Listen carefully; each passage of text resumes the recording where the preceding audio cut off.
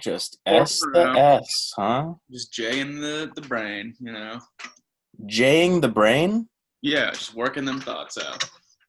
I was just playing some Dragon Ball Fighters with Bull Quay Phillips. Oh, I just bought a water bottle that is spelled Q-U-E, and I sent Jake a snap because I'm like, is this your brother's middle name? And he said, no, it's spelled different.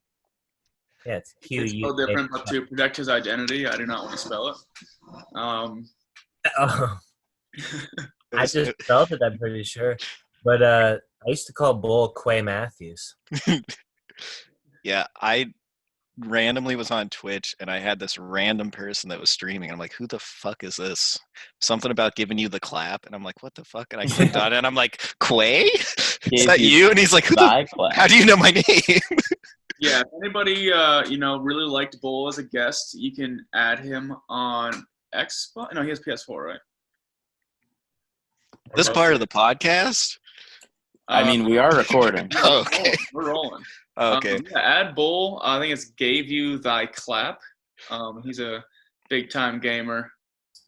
He will probably be down to play anything, and he will definitely be down to BTG, play big time gamer. games that you've never heard of. So if you want something new, definitely hit up Bull on the whatever systems.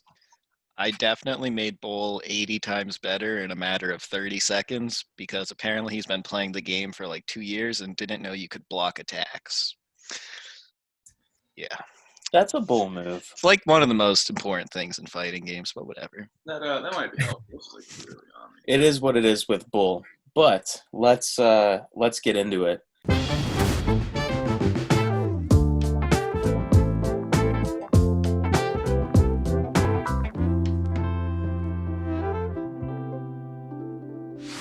Welcome to episode 4 of Bro Football Focus. You Episode 5? Keep saying 4.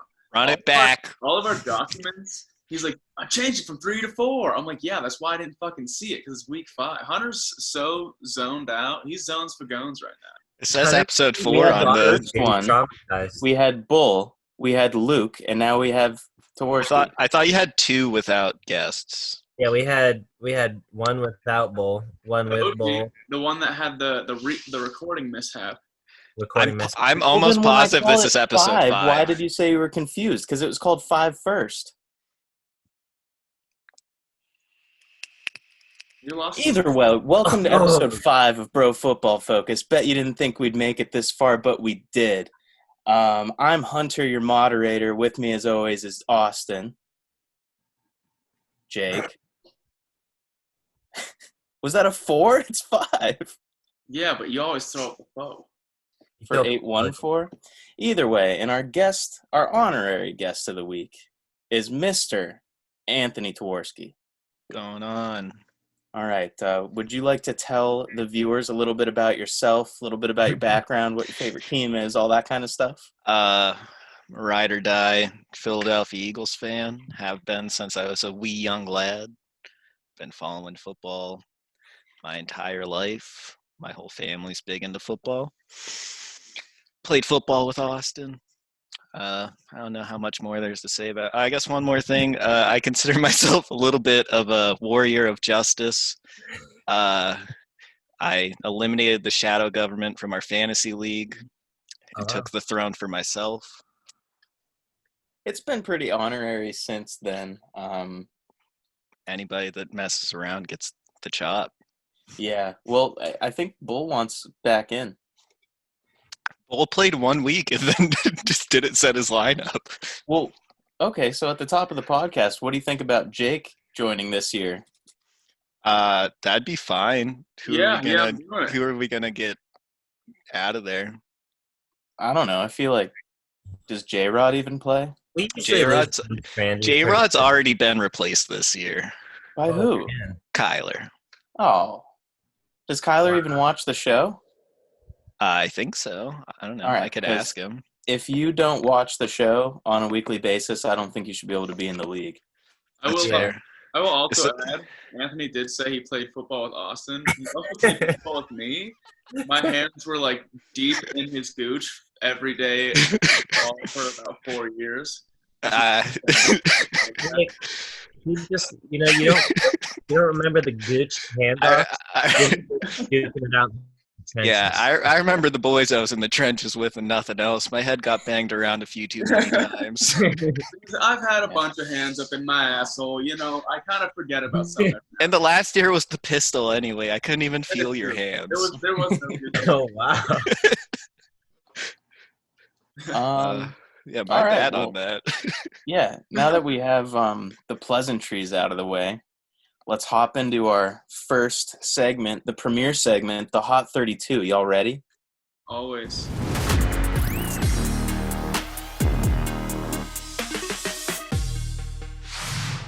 Out in Arizona, Patrick Peterson believes that the Cardinals team has it and that Kyler Murray's offense is ready to take off. In Atlanta, the Falcons may regret not drafting a running back after offensive coordinator Dirk Cutter came out and said that Todd Gurley's health status is not known at this point. In Baltimore, the Ravens wide receiver Hollywood Brown is healthy and more ready to become a star than ever after playing his entire rookie season with screws in his foot. Foot screws. Up in Buffalo, a video recently surfaced of Josh Allen performing a magic trick that blew rookie Zach Moss's mind. Down in Carolina, Matt Rule is trying to cross-train his coaches, hoping that they can become more adaptable. In Chi-Town, Khalil Mack was the only player on the Bears roster to make the NFL Top 100 list. For Cincinnati, former NFL QB Boomer Esiason says that Bengals need to tone down their uniforms, saying that they, quote, just look horrific. Some harsh words. Yeah. In Cleveland, the Browns have been linked to Zach Martin as a potential trade target. Down in Dallas, the Cowboys defensive end Alden Smith has been conditionally reinstated. Up in Denver, former Broncos Pro Bowl tackle Ryan Clady says that Garrett Bowles has shown a lot of improvement. For Detroit, coach Matt Patricia is not worried about a battle between DeAndre Swift and Kerryon Johnson. In Green Bay fixes their wide receiver depth by adding the CFL's Reggie Bagleton, after not selecting a wide receiver in arguably the deepest receiver class of all time. They call him Reggie Bagel Bites. But in Houston, the Houston offensive coordinator Tim Kelly has been boasting about his explosive players with chips on their shoulders. In Indianapolis, former Colts linebacker Antonio Morrison punched a sheriff at a hospital earlier this morning. In Jacksonville, DJ Chark and Josh Allen made the NFL Top 100 list. That's cool. Kansas City receiver Sammy Watkins has lofty goals for the remainder of his career, saying 8 more seasons, 2 more Super Bowls, 1 gold jacket, book it. What's that shit? The Los Angeles Chargers coach Anthony Lynn says that he looked into signing Cam Newton, but decided he liked the QBs that he had on his roster. In Los Angeles again, the Rams, NFL owners today approved lending the Rams another $500 million, aka 5 Joe Rogan contracts, for a SoFi Stadium development. 5 years of that contract, but we can get into that later. Yeah. For the Raiders, John Gruden gets defensive while talking about David Arnett. In Miami, Devontae Parker will start outside opposite Preston Williams with Albert Wilson in the slot. In the cold Minnesota, Adam Thielen said it was pretty tough losing Stephon Diggs. In New England, Patrick Chung's 2-year extension created $925,000 in cap space, allowing the Pats to sign Kyle Duggar to his rookie deal. For New Orleans, Jay Glazer says that Taysom Hill being the quarterback of the future is no smokescreen. Really Smokescreen in New Orleans. Still gassing him up. That might be a smokescreen. For the Giants, Danny Dimes tells SiriusXM NFL he is working on ball security. For the New York Jets, the Jets are allegedly dealing with cash flow problems. Big news out of Philadelphia. Famed Eagles fan Eat That Pussy 445 tweeted, "Been on Tinder for 3 years and haven't had a single match yet. Anyone got any advice?"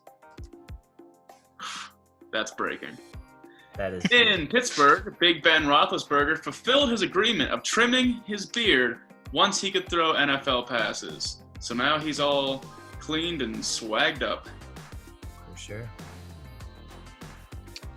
In San Francisco, Kyle Juszczyk believes the Niners will take care of him when it comes to a new contract. It's good to We'll hear. get around me. The West Coast, Pacific Northwest to be exact, out in Seattle, Bruce Irvin said he was eager to re-sign with the Seahawks. Down in Tampa, Tom Brady organized a secret practice at a private preparatory school with Mike Evans, Chris Godwin, O.J. Howard, and others. I believe Blaine Gabbert was there as well. Blaine Gabbert. Yeah. In Tennessee, the Titans trade former big nasty loser Jarrell Casey for a long-term cap prosperity rather than to create space for a big name guy this season. They're playing the long game, not the short. And lastly, for Washington, the team is unclear if Bryce Love will be ready for training camp. It's a darn shame. But, Towarski, since you are our honorary guest of the week, what do you want to talk about that's not an Eagles topic? I'll be honest, boys, there's actually a decent amount of real good ones this week. That Philly one. You saying there's not good ones other weeks? No, I think this is just an especially good week. One that I feel like probably doesn't jump out at most people, but kind of jumped out at me. I just thought it was pretty funny that in Houston, their offensive coordinator was talking about their explosive players with chips on their shoulders, but they just got rid of like the most chippy wide receiver in the league. What are you talking about, dude? DeAndre Hopkins knows he's good. All these guys, they're behind DeAndre. Have you ever seen DeAndre Hopkins constantly plays chippy though? And there's not a whole lot of people more explosive. Think about the chip on Deshaun Watson's shoulder now that his favorite receiver got Yeah, exactly. That's fair.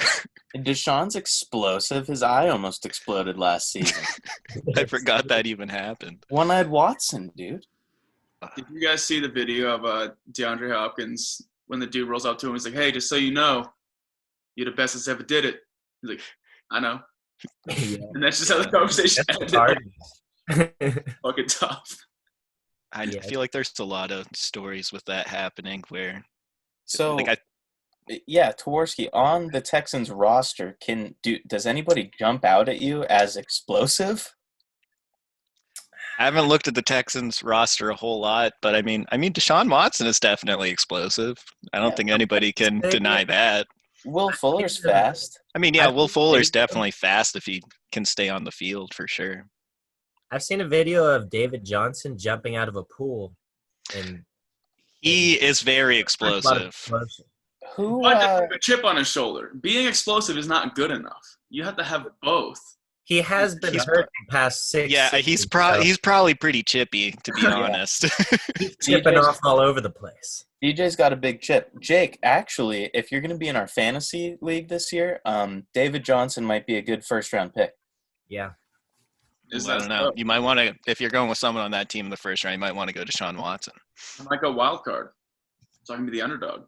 I would just take the whole explosive Texans offense and just hope it pans out for you. No, I'm gonna wait till I get a little more under my feet when it comes to fantasy before I start making claims as to what I want to do because I don't want to get exposed. I mean, Jake, you're on a nationally renowned football talk show, Yeah, and I don't want to be spreading, false information, misinformation. I don't want to be part of the problem, I want to get facts. You want to project a ship for yourself this year. Exactly. I don't want to be like, oh, I'm going to win, but I also want to fucking do wild shit. Are you Rex Ryaning right now? See Vince Younging? Are you saying you're going to win the ship, dude? Listen, like I said, I'm not going to You're going to get the moss? say anything. So, a quick aside, Casey let me know that apparently not only the car, but also the moss is sitting on the fucking Nuara's toilet right now. Oh, well, the car is fine, but the car is obviously you can't fine. disrespect the moss like that. No, so I think we need to go down there. Do you want me to text Joe right now? Yeah, tell them to get it out of the bathroom. Yeah. If you guys want to maybe give our fans a little bit of insight, we all understand what's going on, but you can give them the deets real quick, the Cliff Notes version. I guess. So we've been in a fantasy football league for quite some time. Since high school, our trophy for the winner is a Randy Moss statue, and the trophy for the loser, the stinker, is a David Carr trophy. And two people in our league happen to be brothers, and one of them won, one of them was the worst. So both of the trophies are in the same household. We said the Carr should go in the toilet, but not the Moss. That's disrespectful. I think that's almost worth losing your title. Joe's been contacted. Joe might have to forfeit his first round pick. Honestly, I'm not gonna lie. That pisses me right off. As commissioner, I feel like it's just straight disrespectful to the league, and I feel like there's going to have to be some consequences. Yeah, some sort of punishment. Maybe lose the first round pick or something. But for the first three. Who knows? Yeah, something. But Austin, what do you want to talk about? Oh man, well, yeah, there is a couple of these things that I could get into, but I definitely have been taking a peek at Green Bay fixing their wide receiver core with the CFL's renowned Reggie Bagleton. Bagel bites. Yeah, I think it's nuts that they take Jordan Love in the first round when they got Aaron Rodgers on a 4-year contract, and then they take a big running back in the second round when they have arguably one of the best running backs in the league. Running back tandems. Yeah, tandems nonetheless. And then, they don't draft a receiver at all in a super deep draft. I think you're forgetting that they have former Jacksonville Jaguar Alan Lazard. Yeah, he's a big fan favorite up in Green Bay. I'm pretty sure. He definitely plays football. Yeah. Well, they got Big Devontae. That's all you really need. Yeah, he is really good. Jake, got anything to say about the Packers? Not the Packers. I'm looking for what I want to talk about because. Well, on the Packers topic, I do think it's really surprising that they just didn't address that at all. They're not trying to give Aaron Rodgers anything. They're like, you're great. Make it work. We'll prepare for the future. That seems to have been the formula there for quite some time now. Green Bay kind of has that locked down. They've been through it a time or two.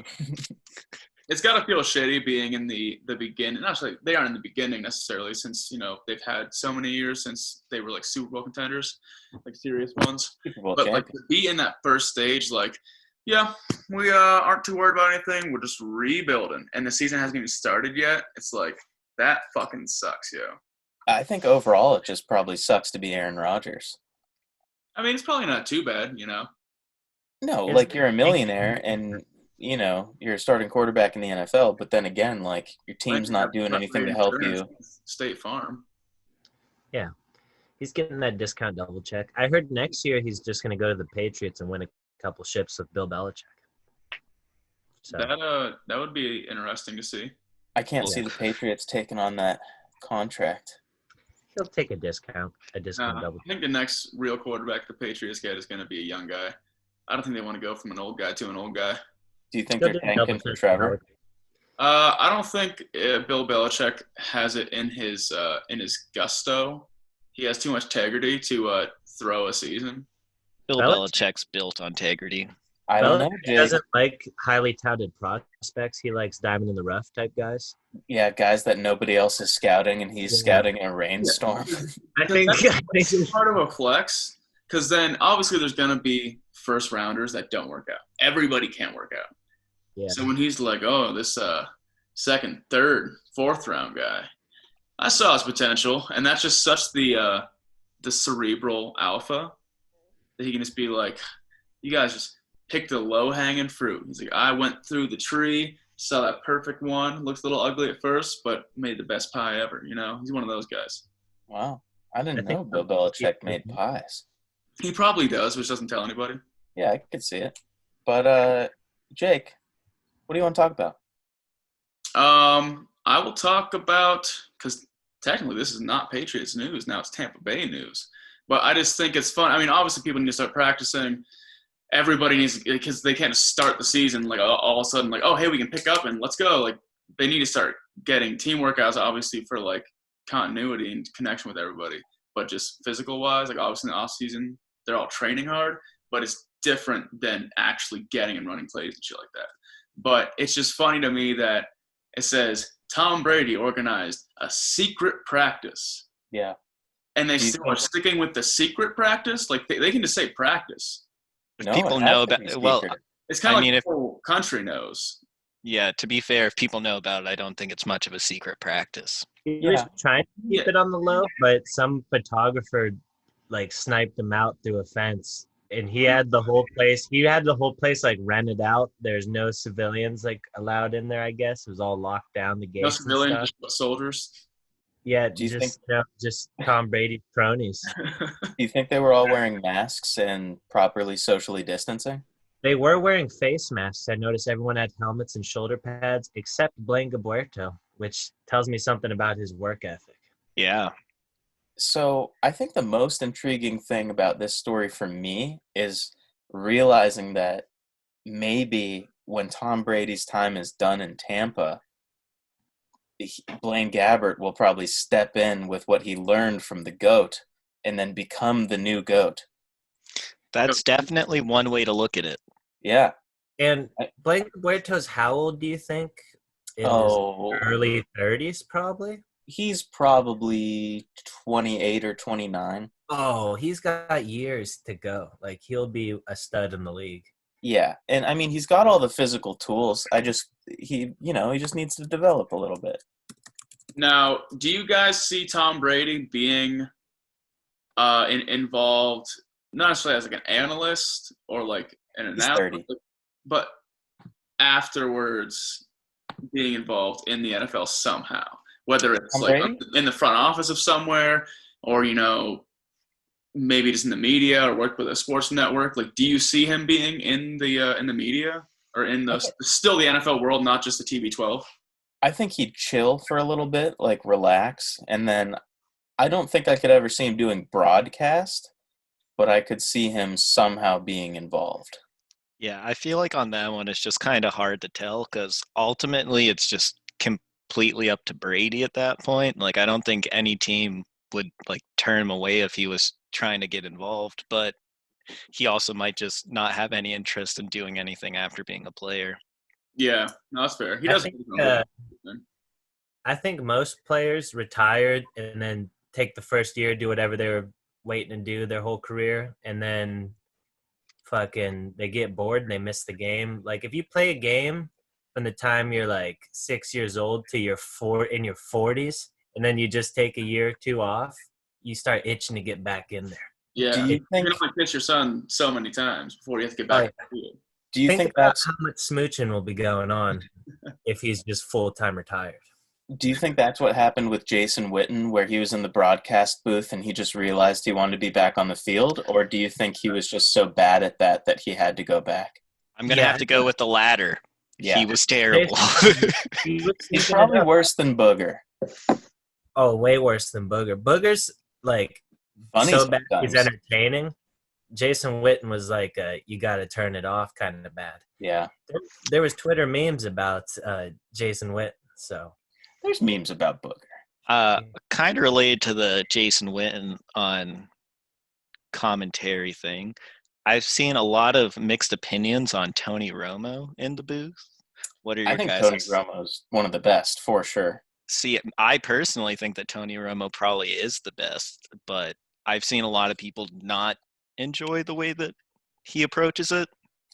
I really want to say that I'm a huge Tony Romo fan in the booth, and I would say that we're probably now a pro Tony Romo podcast. So Romo. I will say, especially towards the last few seasons of him playing, I think how good he's doing in the booth is like changing people's narrative on how he was as a player. I think people are the fond memories they have of him now, like, oh my God, he's so great, he's so knowledgeable in football. I think it's starting to like sway their opinions. Cause I mean, as he was going out and like, from probably 5 seasons before, people were kind of on like, yo, Tony Romo fucking sucks. Like he's a good quarterback, but like he kind of fucking sucks. And then now he's doing good. They're like, he was actually a really good quarterback. He's super knowledgeable of the game. And I've seen a slight shift. Obviously, they aren't like super hardcore dick riders, but like it's kind of interesting to see how that worked out a little bit. Yeah, I think that's definitely true. I obviously, when he was in the league, wasn't very fond of Tony Romo as an Eagles fan, but looking back on his career, I think with what he had offered to him, I think he did pretty solid. And when he had weapons around him, he had great seasons. Yeah. Yeah, and I feel like you kind of there's more of a chance that, at least in the quarterback position, that you retire as you're kind of on the decline. For sure. It's such a low contact position. Whereas like if you're fucking like doing really good as a running back and you're just fucking hammering the rock, like once you have one or two like slower seasons and you're kind of getting older, it's just like, why don't I keep getting banged up? Whereas like quarterback, you're like, let's go one more season. Let's try and pull it around. Didn't Romo stop because like 2 consecutive seasons were ended with like bad back injuries? Yeah, he had injuries, and then after that, when he got hurt, he wound up losing the starting job. So, I mean, he really didn't have a whole lot of reasons to return. Yeah, his last season, he got like a debilitating back injury, and then Dak Prescott slid in there and did really. Yeah, when you have a young, fresh Dakota Prescott, it's just nothing you can do about that. Tony Romo was really good as a quarterback. He would throw like 400-yard games, 4 tutters. But then I think the disdain for him comes from like in the clutch, he'll just throw like an awful pick. Yeah. Or he'll fumble the snap on a field goal and fucking – what game was that? That was like I think it was a playoff game or a game to make the playoffs. I can't remember. It was like an extra point snap or something. Was it against like the Seahawks maybe? Or the Bengals? One of the two? When I think of Tony Romo as a player, that always comes to mind. So, Jake, you're a GM building a football team. You have 2 options presented to you to be your starting quarterback. You can have Tony Romo or you can have Jay Cutler. They're both in their primes. Who do you take? I don't think I know enough about both of them, but I would probably say Tony Romo. I would say Tony Romo too. That's a good decision. I have a different way of looking at this, though. You take Tony Romo, then as the GM, you walk yourself over to the MLB. You scoop up Tim Tebow, put him in the clutch situations. You're good to go. Yeah, he is only good in the clutch. In the fourth quarter, you just shove Tebow in. Yeah, exactly. I like it, dude. Maybe even only in OT situations. Yeah, really when you need some sauce going on, when it's like do or die. Yeah. He's so much better at football than he was in baseball, but he's still sticking with baseball. I mean, the thing is, at least he gets to play baseball when he plays baseball. When he was still in the league, they were like, you can be the personal protector on punts, I guess. Yeah, he's playing like, what, AA baseball because nobody wants him on a football team. So, yeah. But for my pick this week, I'm going to throw our guest a bone. And I want to talk about our, hopefully soon, friend of the show, EDP445, talking about being on Tinder for 3 years and not having a single match. I feel like that's a lie, 1, for the clout, or 2, he's not using Tinder right. And by using Tinder right, I, of course, mean just hitting like on everybody and unmatching the distasteful ones. Here's my thought on this. Because he might be using it the wrong way in the fact that him being an influencer and all, he's only going for the 8s, 9s, 10s. So he's not getting matches. I'm going to jump in here right away, Jake. I highly doubt that's the case. Jake, it doesn't seem like he's that kind of guy. Do you know what EDP445 looks like, Jake? Oh, yeah. Okay. Yeah. I'm a longtime EDP sub on YouTube. Yeah, I probably found out about EDP because of you. I think that probably if this is completely true and he doesn't have a match, I'm going to take a shot in the dark here and say that his bio is probably what's doing it for him. Yeah. Because, I mean, he is a big, beautiful man. But the thing is, something tells me in his bio it probably has something about how jerking it should be in the Olympics. Because I've heard him say that on dozens of occasions. I believe he tweeted that right after he tweeted this. Oh, did he? Yeah. So, yeah. But I remember watching his top 200 porn star list. And, at least a motherfucking Ann. And some of these ladies, they're pretty attractive, and he was just shutting them down. So I do think maybe he has higher standards, I think he just has high standards for porn, though. Yeah. Well, you gotta separate the two, real life and porn. When it comes to the nog, I think he knows. So he can get exactly what he wants. 445. If you're watching this, I want to give you some free Tinder PR advice right now. You're famous, so put in there, that you're famous. Put in how many subs you have, and just say that you're looking for a nice Eagles fan lady. She'll come. She'll flock to you. That, or just do the sneaking. You don't have to say how many subs you got. Oh, you might want to, but just to give you a little boost on the, I'm not going to insult his look. He's a big, beautiful man.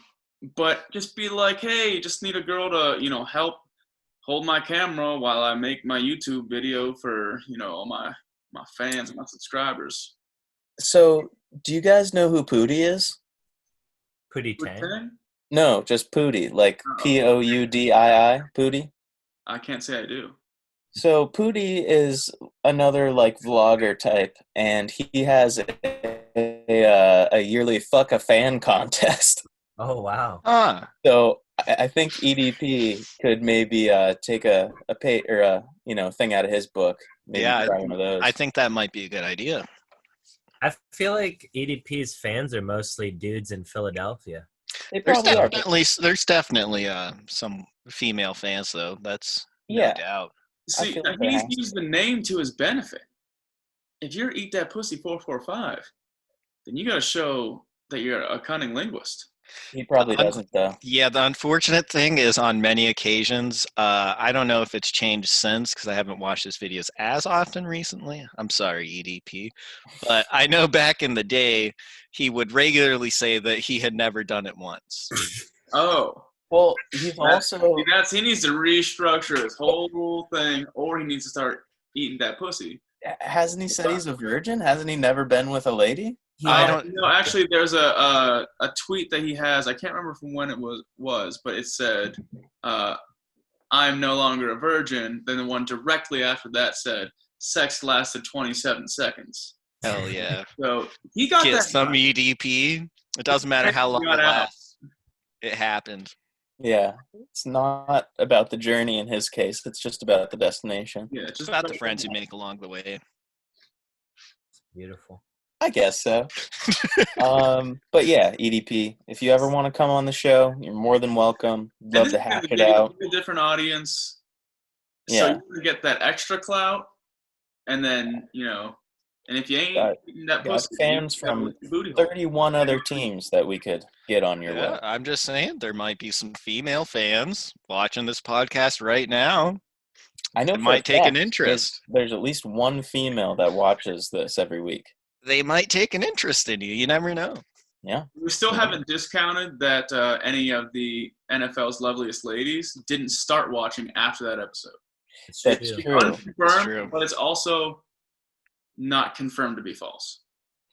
Absolutely. Once we get a little bigger where we need to be, definitely going to have to relaunch that episode, add them again, so they know what's up and they can feel free once again come on and explain to us how they're all, smart, funny, and brave and beautiful. Exactly. But yeah, so that was the Hot 32. Returning a little off the rails there. Huh? Went a little off the rails there. I feel like that. That's the Hot 32. We were talking about each topic. Yeah, I definitely might have suggested diving into a few topics a little deeper than needed, but I thought it was a good discussion. Yeah, that's what it's there for. But now it is time for I can call it a returning segment, the Whoopsie of the Week. But this week, because just so much has happened, this week we have a special Whoopsies of the Week.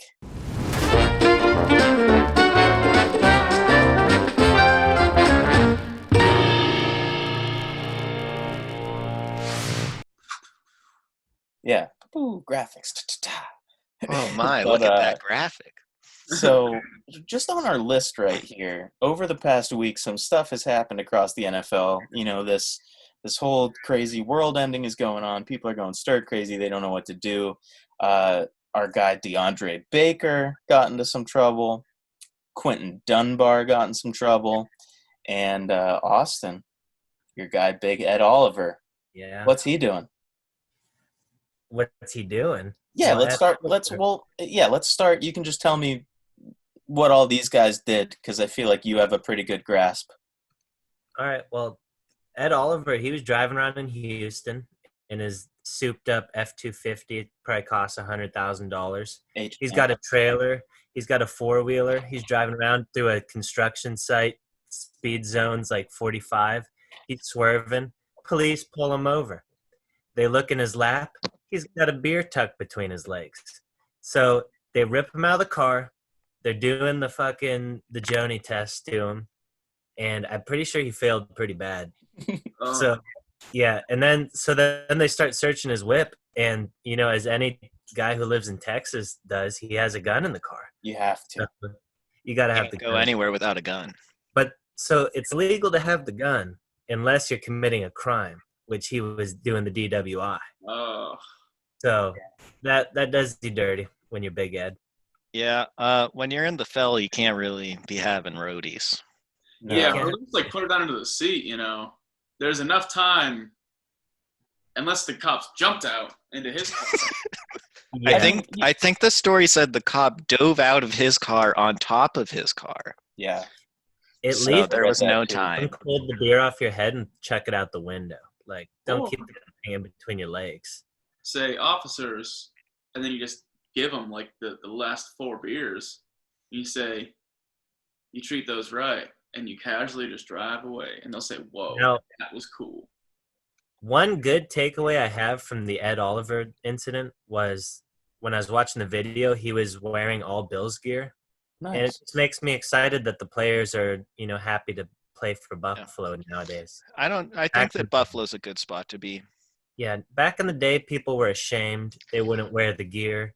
They'd wear other teams' gear from who they used to play for. He could have just been wearing it because he got it for free. It could just be free gear that he does, like when he had a four-wheeler. Maybe it's just four-wheeling gear. But, you know, I like to think that it's like muddy and like shit on it. He's like, I'll just wear my dirt dog shit clothes, and then just throws the Bill stuff on. Are you thinking of players not respecting the team, like back in the J.P. Lossman era or something? Yeah. I think it's going to be a good year for the Bills. This is going to be the Chinese year of the Bill. I believe it's the year of the rat, unfortunately. I'm talking back when the Bills' 2 best players were Brian Moorman and Ryan Lindell. Brian Moorman was sick. He did run a 4.4, the fastest punter of all time. So that is quick. And he's a white guy. Can you give us some insight on what happened to our guys DeAndre Baker and Quentin Dunbar, keeping in mind that their attorneys are very adamant that the whole story is not out there yet, and it's pretty complex, apparently. I was just going to between the 4 of us, we can fill in the holes in the story. I consider myself a bit of a lawyer. Yeah. So DeAndre Baker and Quentin Dunbar, I believe they were at a party, supposedly. We'll say allegedly, just for the legal purposes. You know, we're players' first podcast, so allegedly this place, you know, they were partying all week. They're gambling money. They're losing a lot of money. And at some point, one or both of them pulled out semi-automatic pistols and held the place hostage and robbed everybody. And so their attorneys are claiming, DeAndre Baker's attorney is claiming that he was at the party, but he was playing Madden when the robbery took place, so it couldn't have been him. Yeah, it could have been anybody. That pretty And he much also clears him. said- If he was playing Madden, he definitely couldn't have been robbing people. Yeah. I've only seen a few violent acts in my life while people were playing Madden. I can think of one in particular, yeah. You know, stuff happens in the background, but usually the guy on the sticks is not the one. Yeah. You're You're too focused on the game. Yeah, for sure. But his attorney also says that he wasn't betting on the poker or the illegal dice games that were going on, but he was only betting on Madden games. He's Which a is clean illegal. guy. Quentin Dunbar is claiming that he wasn't at the party at all. Yeah, so his attorney says some yada yada yada. Our client Quentin Dunbar lost a bunch of money earlier in the week at some gambling party, suggesting he had a motive. Why did the organizer text Dunbar about not knowing the prior party or what went down? Answer: because he wasn't there. Wow. That is from the Twitter sphere. Got himself a good lawyer right there. Yeah.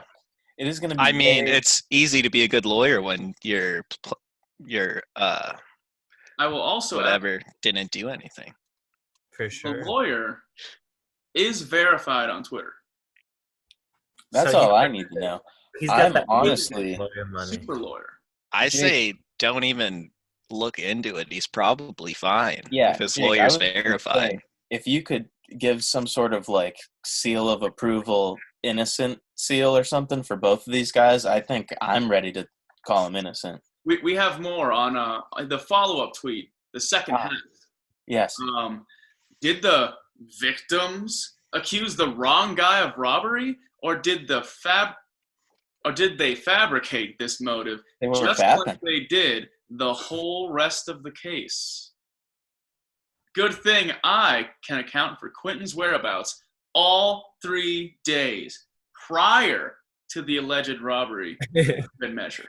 I can account for him every minute that he wasn't at the robbery leading up to it. I'm like, Every minute until that party was going on, I knew where he was. I just You know what? like what? And they're gonna accuse the wrong guy because they made everything up, just like the rest of it, and then just says, huh, "Good thing I can account for all those days. Good thing I was fucking there." Yeah. So I'm pretty confident saying DeAndre Baker, Quentin Dunbar, seal of approval. You guys are innocent. Ed Oliver, Yeah, they try it Bills. next time, I guess. Go Bills. Hide the beer a little better. Now, I have a question for you guys. Do you think O.J. Simpson's lawyers would have been verified on Twitter if Twitter existed? Yes. Yeah, I'd say. Considering that, like that whole situation, like made the Kardashians, I think he would have at least had the blue check. Well, I mean, it really didn't make the Kardashians. Well, care. there's that butterfly effect thing. No, Yeah. Robert Kardashian was already just rich. Yeah, but it changed the course of his life. Yeah. No, it didn't. I have a Okay, question for you let's guys because I don't remember if you guys have said anything about it or not. But are you guys a pro juice podcast? Yeah, Yeah. I actually DM'd him last week asking him to sign my Juice jersey that I have hanging in the background. I did see you rocking the juice jersey. My brother has one as well. I also asked him to come on the podcast. He has not yet viewed my DM, but I'm sure he'll get around to it. You should Yeah. shoot a message out to the K-Gun as well. Get him on the cast. So, first and foremost about Mr. Simpson, I don't believe, besides like when he tried to steal all of his merchandise back from that guy a few years ago and went to jail for that, I don't think he was ever charged with a crime for this big one that we're referencing. So I don't see why we wouldn't be a pro OJ. Yeah. podcast. And I mean, he was a hell of a running back. Yeah, He ran for 2,000 yards in a 14-game season. and actions speak louder than, well, I should say actions on the football field speak louder than crimes. So That That's is what the NFL has taught me. yeah, For sure. Like, I can guarantee you Ed Oliver is probably going to get a slap on the wrist and just be for fine. sure. Yeah. To be Especially after fair, Dunbar and DeAndre Baker over here. with all this stuff going on around the world, I feel like a lot of these cases of people getting into some whoopsie territory, they're all going to get swept under the rug. And the NFL will just be like, this was a we call that rough time during the lockdown. You're gonna hold a man for playing Madden 5 times? Yeah, I want to see a picture of like this party where everybody's being held up at gunpoint and Quentin Dunbar and DeAndre Baker just on a couch like, what? I hope EA Sports pays the lawyer fees for Quentin Dunbar. For name dropping Madden so much. This is free advertisement. No press is bad press. It is now like an alibi to get out of murder cases. Like if you're like, oh, dude, I was on Madden, dude, check my account. Check my account. Yeah. Recent study shows that people who play Madden physically cannot commit crimes. I could have fun logged in to my Xbox playing Madden. I could be dragging people and completely get off scot-free. I feel like some criminal organizations need to look into this. Yeah, the old Madden loophole. Yeah. So that was the whoopsie. I'm not gonna lie to you fellas. I have to pee really, really bad. So before we get to this Jake-prompted group discussion, I'm going to relieve my bladder. I will be back as well. I'm just going to sit here, you know.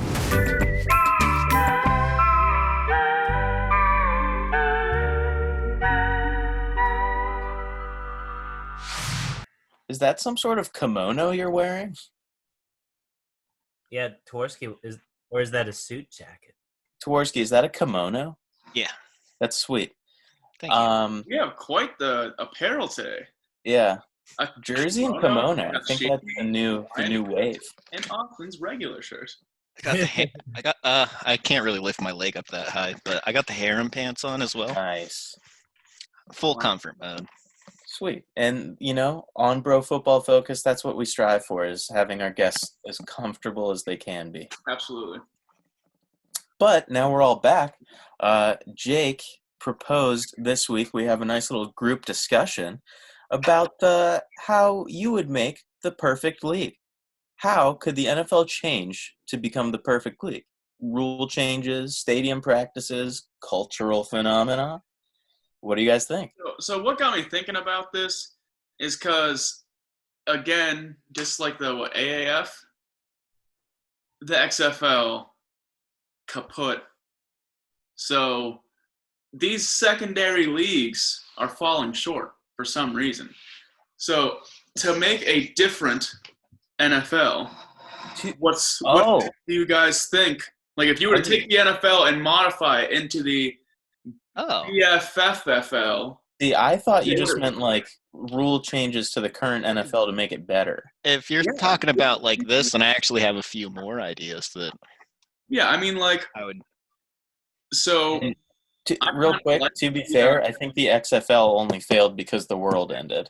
Yeah, I was actually trying to buy a Houston Roughnecks jersey. Did the X? Oh yeah, I forgot. The XFL was going. So they just filed bankruptcy.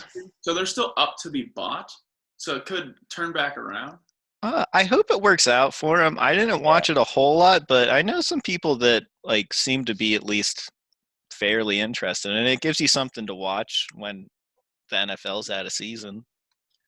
Now, see, I like the one thing I liked about the XFL is the multiple, like, the different choices for the field goal. But I think it shouldn't be like, oh, there's 3, 2, and then there's the short one. I think it should be longer. Like the shortest one could be the standard NFL field goal position. That can be 1 point. Then I'm not talking extra point. I'm saying field goal. That can be 1 point. Then move it back like 15 yards, and it can be 2 points, and then just real fucking far. Could be like 3 or 4 points. Like only a few people in the league could do it. 3 or 4 points, but make it more like a free kick rather than a field goal. No rush, just make them boot it like very few people in recent years have attempted. That would really make the kicker more valuable. So if you have a Sebastian Janikowski type, you can just fucking rock. Just fucking hammer it. I mean, I like the choices, but like it was the point where what they were kicking from the 10, the 5, some shit like that for the 1.1. It's just high school kids could do that.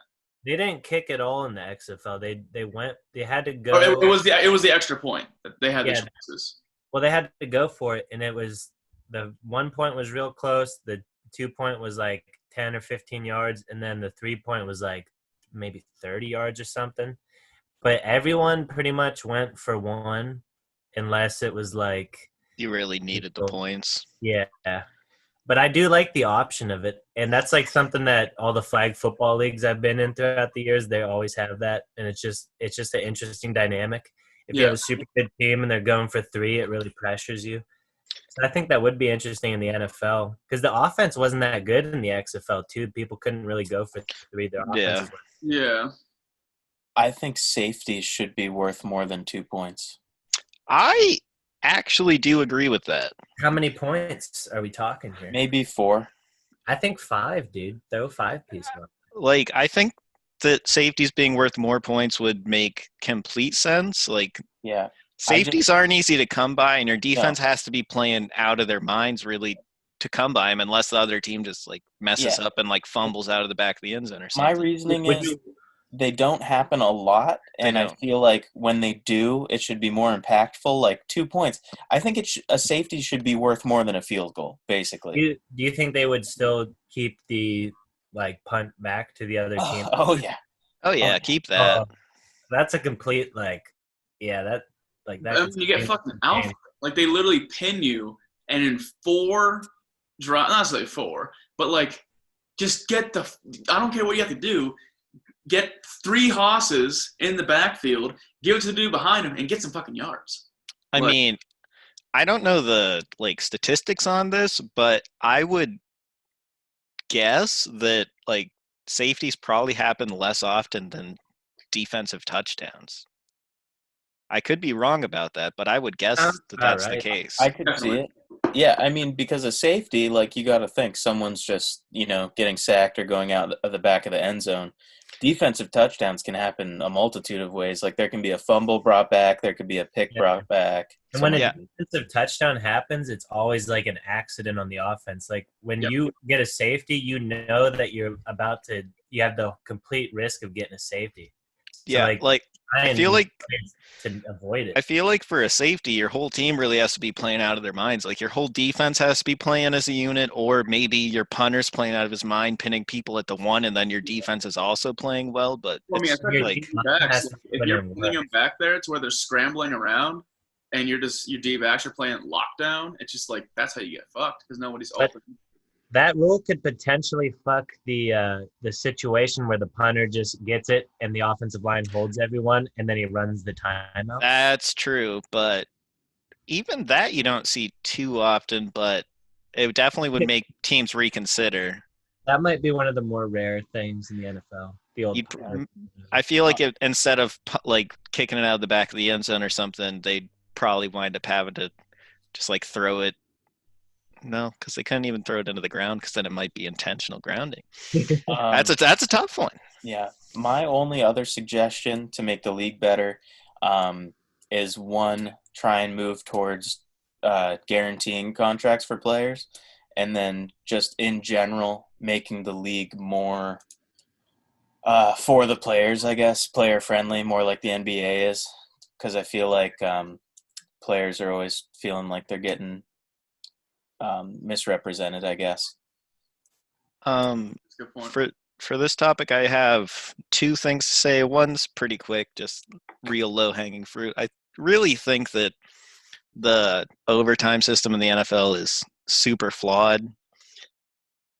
But, I mean, I feel like people have talked about that for years and years, so I don't think you really have to go into it too deep unless you guys want to.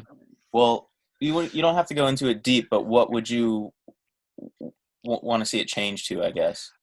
I mean, I think that the college overtime system works really well. I think for the NFL, you'd probably have to move the starting point of the first overtime like back, like maybe first overtime the team start at like the 40 because I think in college they start way closer. Yeah. But just so like NFL kickers aren't going to be like, oh well, we started here, we can already bang a field goal.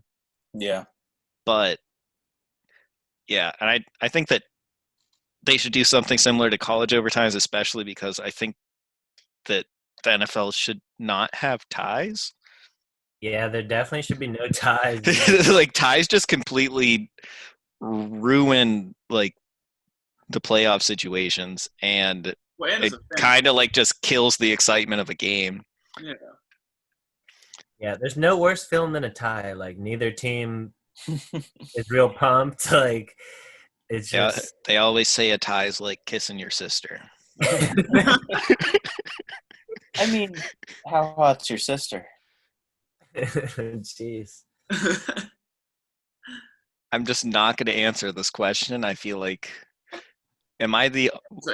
I think Austin has a sister, but so does Jake. You know. Oh yeah, Jake does have a sister. Exactly like Jake. Yeah. So if you kiss me. Oh, wow. Fair enough.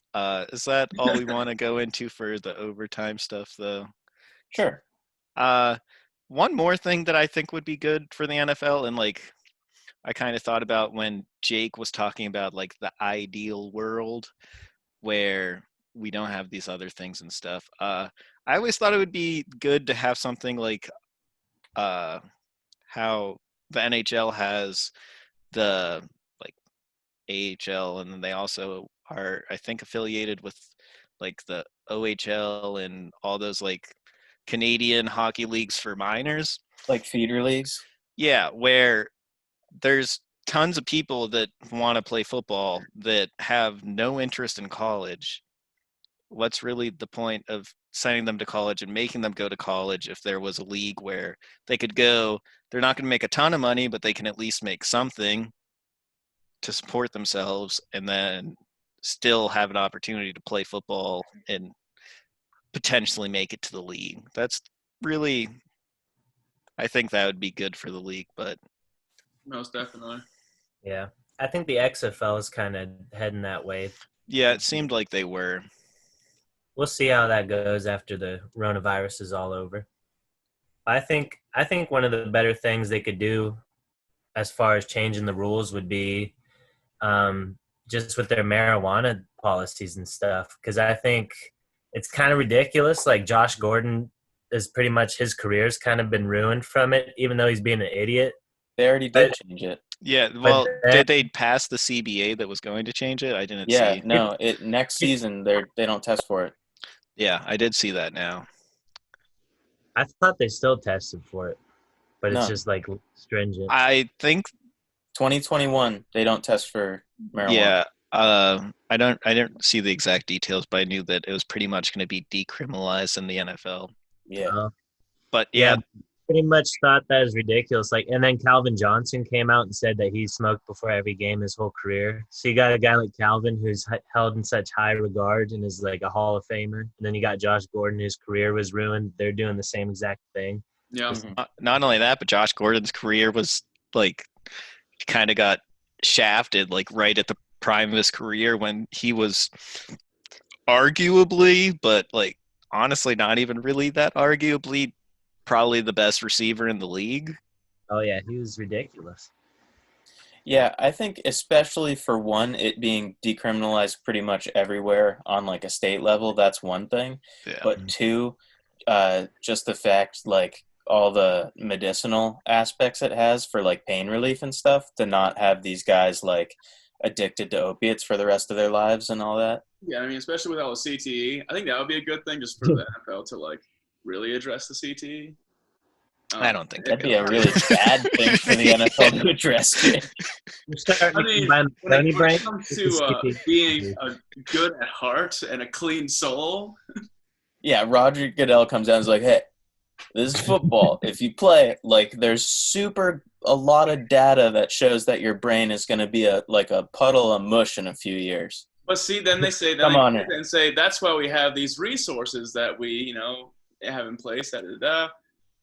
No, you got to bury it. Sorry. Now, have you ever seen those boxers that are like 80 years old? Rough. Yeah. Well, yeah, dude. Muhammad Ali at the end of his life, he's dead, right? Yeah. I think so. But yeah, if you saw him like walking around with his daughter Layla, like he's just old and crotchety, like shaken and not good. Yeah. On a lighter note, the one thing I would also like to see, granted it would probably contribute to the CTE a little bit more, but close. I don't know if it's in indoor or Canadian. I think it's indoor. But the pre-snap forward motion. Oh, that was in arena football, right? It might be in Canadian football too, but it was in arena football. Yeah. So just to get these dudes at top speed at the lows. I mean, I think that would be hype, but if you have someone like Tyreek Hill taking a running start at the line, how are you supposed to defend that? If you're the fastest corner in the league, it's going to blow by you. You're going to have to stand 20 yards off the line, and then he's just going to run like a slant. Yeah. That would really speed the game up. So, yeah, I guess. Also, make, as per, I think Bull suggested it, to make Hunter the commissioner. That'd be a cool addition. And then, like 8 years down the road, I'd have to hop in to eliminate all the shadowy goats. Yeah, true. Because of you, Torsky. Are you a reformed? You're a reformed man. Yes. I'm glad to hear that. I don't buy it one bit. If you give Hunter any bit of power, he will find a way to exploit it. I thought that would happen when I snapped you up that one time, but took years after. Yeah, no. Since you showed me the error of my ways, ever since then I have been on a path of fantasy righteousness, and if I was ever the commissioner of the NFL, I would do my darndest to not be dirty. I'm glad to hear it. I'm pretty sure the shadow government happened after that hit, but we'll sweep that under the rug. One real quick thing for the culture of the Fel. I don't remember what it was called, but they should bring back that thing where like every week they would show like the most crazy hits of the week. I think they stopped doing that when all the CTE stuff was going around. I think you're referring to Jacked Up. Yeah, Jacked Up. Bring back Jacked Up. Would you rather have Jacked Up or Come On Man? Probably Jacked Up, but I have watched my fair share of Come On Man. Do you prefer Come On Man or Shacked and a Fool? Probably I Come prefer On Shacked Man. and a Fool. Okay, that's fair. It does. But yeah, Jacked Up was like pure unadulterated CTE for. Yeah, that was when the rules were different. You could just launch at people. And then Will Smith has to come in and ruin all of it. I never saw that movie. Me neither. As far as I know, CTE's made up. Could be. That is true. So that is the perfect NFL. Jake. I do have a quick story since we're talking about CTE. Okay. The film Concussion with Will Smith. I actually auditioned to be a football player in that movie because the audition was in Pittsburgh. And it was like, yeah, show up, bring some cleats, get ready to play some football. So I roll up to this high school field. Mind you, the nicest fucking high school ever. Roll up to it, a bunch of people there. Got some footballs and everyone's running routes. I'm like, yeah, I'll hop in the quarterback line. I was probably throwing the best passes of my life. And I was shocked. Like, and granted, there were some athletes, so I was letting them fly, and they were just perfect. And I was like, holy fuck, where was this like my whole life? This is amazing. So then the other quarterbacks just start to filter out. So I'm the only one there because I'm just fucking saucing them up, long, short, quick, bah, bah, and I'm feeling fantastic. So the guy comes over. It's like the coach, the casting guy, and then like the kind of like middle in between those two positions. So they're like, all right, fellas. So we're going to do a bunch of drills. We're going to split you up. After every drill, we're going to call some names. If your name isn't called, you have to leave. Like the whole premise, you have to leave. And so I'm like, cool, I'm ready to go. And like, so they're telling about the movie, like, oh, this is gonna be the time period, da da da. And some dude's like, oh man, you could be like Joe Theismann, da da da. And I'm like, hell yeah, I'm feeling good. He's like, all right. So first drill we're gonna do, because he's like the goal here is to get a bunch of guys that convincingly play D1 football. So you. So that was like, okay, might have a little challenge here, but I think I can make it at least halfway through the day because I'm really feeling good. And he's like, all right, first drill, 40-yard dash. And instantly I was like, motherfucker. So go over, run the 40, and halfway through like the second one, I just shook my head. I'm like, no, it's not happening. Like I just knew halfway through. It's sprinted all the way to your car, and then I might as well, because I literally third time comes, and I was like, yep. And the guy's like, oh man, I was running foot. I was like, nah, I'll see it. It was nice to meet you guys. I'm Devontae Davidson just retired at halftime, dude. It's unfortunate, Jake. He could have been Joe Theismann. Jake could have got snapped up. Jake, I'm not going to lie to you, and I don't want you to take this negatively, but like take football skill out of it completely.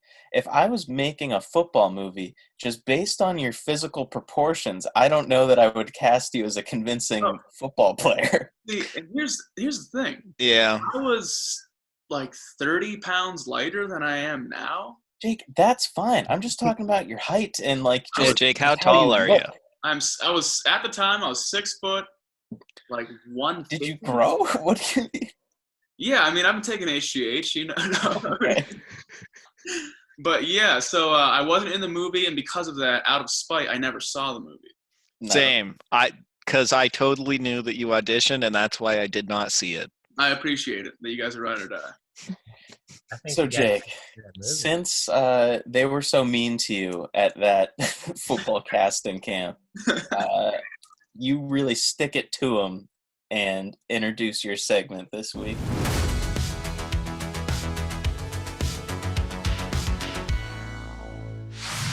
Yeah, so Jake's fun game of the week it's a fun one. Again, we got a lot of great reviews about the last game with the music. People liked the fact they could dance along. So following up in that, we have our top 3 best stadium songs / Jock Jams. And what this includes is when you're at the game, your favorite songs to hear, because there is that set list of not just football games, but just songs in general that play at the sporting events, and they're all pretty much the same. So, well, it is specifically at football games, though. Well, yeah, but there is some crossover. So if someone's like, hey, I heard that at a baseball game eating a hot dog. But it's probably true. You might have. I have 2 that are debatably mostly basketball. I have a couple on my list that are probably mostly hockey, and I don't even watch hockey. That's okay. And, I only have 3 ready, so I'm really rolling the dice. But let's get into it. So it will go Trotsky, Austin, Hunter, me. Okay. Okay. Let me pull up the list. Guest always goes first here. Yeah, I have a couple. I think I'm only gonna need like maybe 4 tops though, because there's definitely no way you have a couple of them on your guys' list. So give me your third. Third first, right? Yeah. And then save the best for last. Exactly. So third, I'm gonna have to go with the Circle of Life Lucid remix.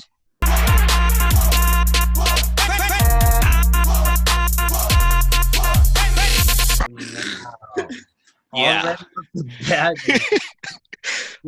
This is a song that they play. Have you heard this at a football game? Yeah, they play it.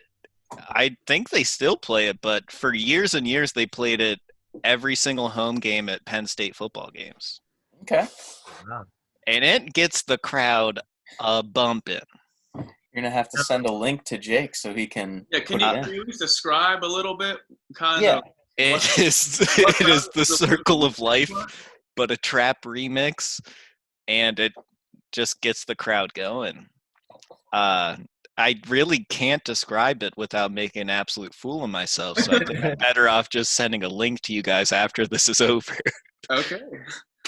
Hopefully it's not copyrighted by Jay-Z and his company. Yeah, dude. So for real, We're is this the beefing first with time we can talk about that? Because Yeah. we are an anti-Jay-Z podcast now. Yeah. Yeah, dude. Are you guys pro Kanye? Yeah. Definitely. Okay.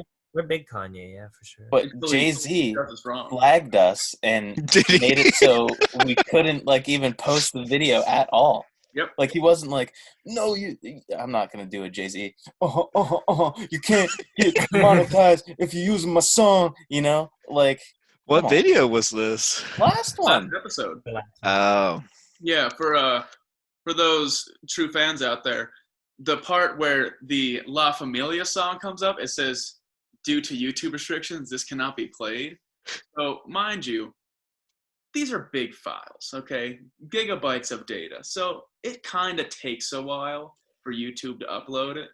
So, upload, I say, hey guys, it's uploaded. Let's watch it. And it's like, haha, go fuck yourself. And it said, dear Pro Football Focus, don't use my song, Jay-Z.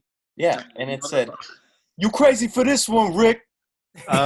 I believe, I could be wrong, but isn't it MGM or something is the one you got to watch out with the copyrights? We have no idea. We're very new to this. I might be able to help you guys out with that a little bit. Something down in Brooklyn. Now we back in Tribeca.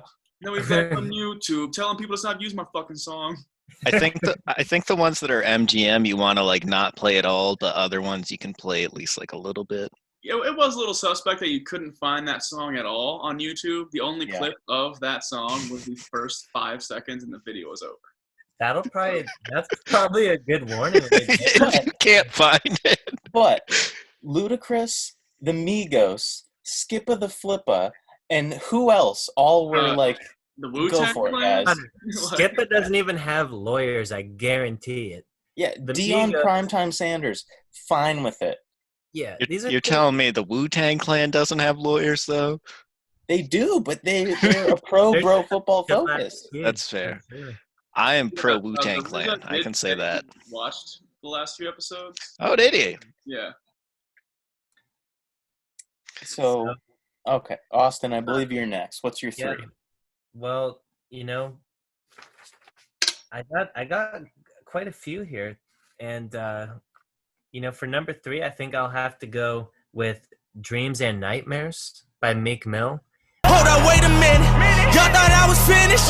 When I bought the ass tomorrow, y'all thought it was rented? When the Eagles freaking dropped that right coming into the Super Bowl, and they just got the whole season. It was just pumping them up and making them play pretty hard, pretty gangster. I'll be completely honest with you, Austin. That was one of the ones on my list that I assumed nobody else would have. Oh no, I had it on. It was definitely on my list. That one always juiced me up. That's an iconic NFL moment right there. I remember watching the Super Bowl, and the New England Patriots walked out to Crazy Train, and then it was in the Philadelphia Eagles, and it's just Meek Mill. They're in the dog mask. Yeah. It was at that moment I knew the Eagles would win the game. Yeah, I was like, they got this in the bag. See, another team that used that song to get hyped up when we had the internship at Cooperstown Dreams Park, which is a giant tournament for 12U baseball teams. A 12U baseball team was bumping on their big-ass, JBL speaker, Dreams and Nightmares. That's debatably harder than an NFL team doing it. It was awesome. Pictures, and our one buddy, Simba, I think it was, he was on the rake on the field, and we just couldn't contain ourselves. It might have been DJ Plush, but the other team, they weren't even standing. They were just sitting we shouldn't even look at these guys because they probably got bopped. It's I'm with the camera Paul and Ref, DJ Clutch, future guest on the cast. Hell yeah.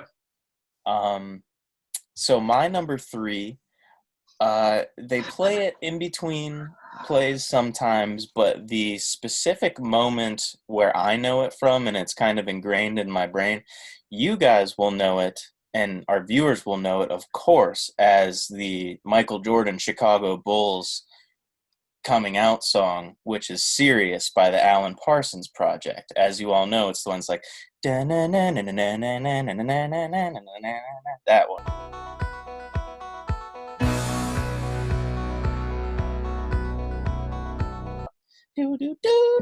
Quality. Yeah, we'll play it for you. But I remember very specifically, I believe it was the year after the Broncos won the Super Bowl, because Ryan Seacrest was kicking off the NFL season at Mile High Stadium, and they were doing like a countdown on the board behind him, and it was playing that song, and he was like, in this year, and this NFL 20 whatever, and it juiced me up. Like, I think I got goosebumps when I saw it. But when that song plays, like in between plays, it gets people juiced. Yeah, I could agree. That is a spicy one. My number 3 is also a related Michael Jordan song. And this is played at pretty much all sporting events. But it's the, y'all ready for this? No! Because you can't just help but...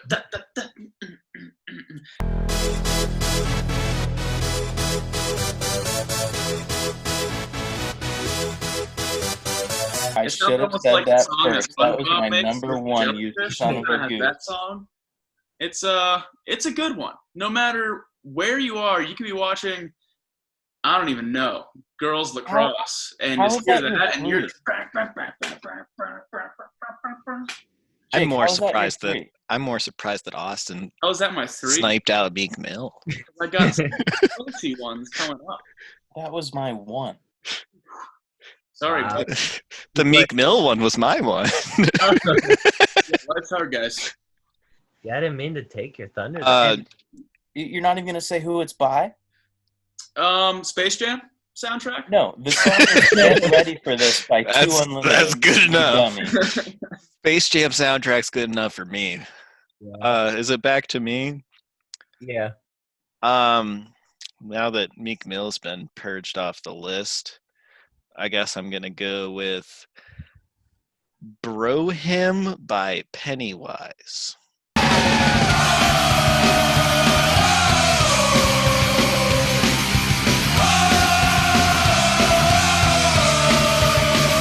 Bro Him by Pennywise is the one that goes, oh, oh, oh, oh. Like the Seminoles thing? No, not that one. Different one. There's a whole lot of songs with O's in them. Yeah. For football play music. It for you. Yeah, I'll. Do you want me to send that one too? Yeah, send all the links. I'll send all the links. Potentially not copyrighted, or at least not by Jay-Z's company. Do you want me to eliminate the ones that I think might be super copyrighted out of this list? No, we're good.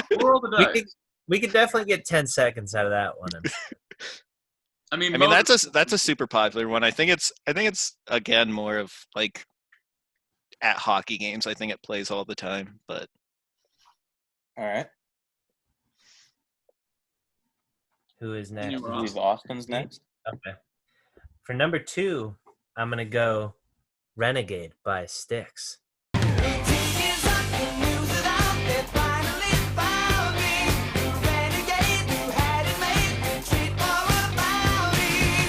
And it plays at the Steelers games every now and then. They don't really tell you when it's coming, but whenever they really need like a big defensive stop, everything just goes black in the stadium. The scoreboard lights up, and they just play the song. And I remember, love it. I remember the Bills were playing the Steelers in prime time last year, and it was on TV. They started playing it. It was like a crucial drive for the Bills. The Steelers fans were all juiced, and then Josh Allen drops a 40-yard pass immediately after, completely shut everyone down. That stuff. Yeah, it's a great song.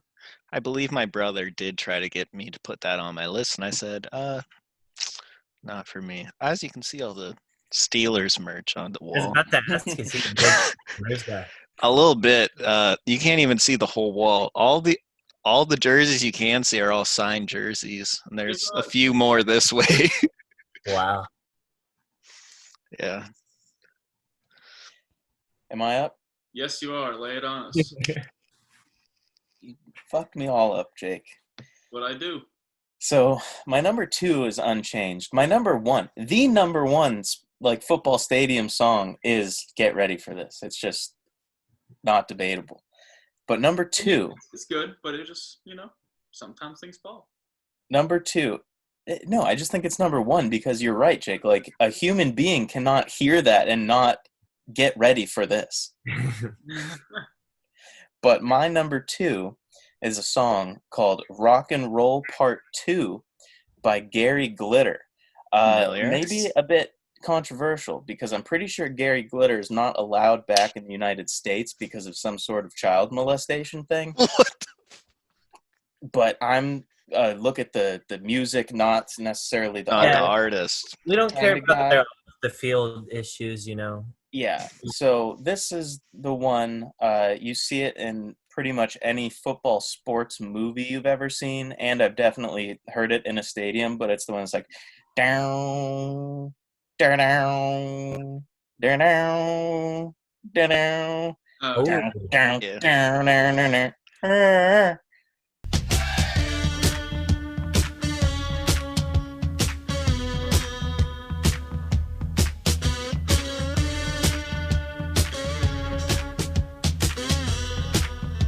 You know.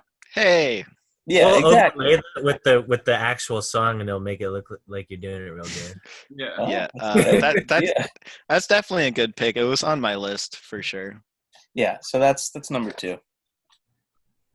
That is a good one. Now you're My up, number 2 jerk. is another one that once you hear it, you just can't help but just gyrate and move your arms around. And that is a classic just sports in general song. That's Sandstorm. That is just a classic song. And and everybody knows what that song is. I don't have to attempt to do it. Yeah, I you don't. do. You have to. It goes, it goes like that.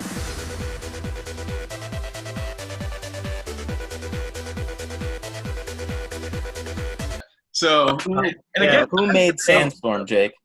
what? Who made Sandstorm? We are shouting out the artist too. Oh, I think It's Darude. Darude Sandstorm. Come on, Jake. Come on.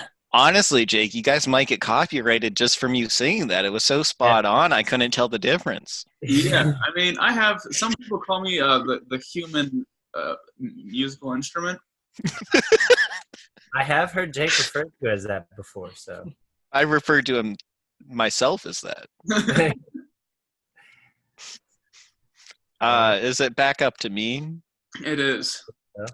All right, I guess the last one, this one might be a little low hanging, but I'm going to go with Sweet Caroline by Neil Diamond.